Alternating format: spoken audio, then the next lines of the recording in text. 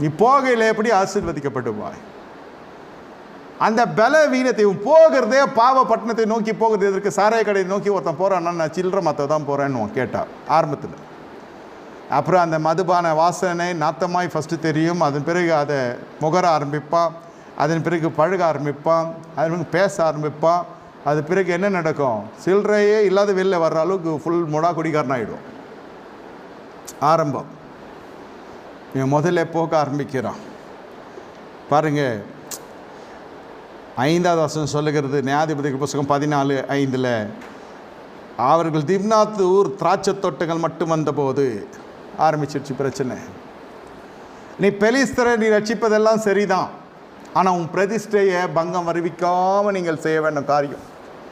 என்ன பங்கம் வருவிக்காமல்? திராட்சை சம்பந்தப்பட்ட எந்த காரியமும் என்னுடைய சரித்துக்குள்ளே சேரக்கூடாது.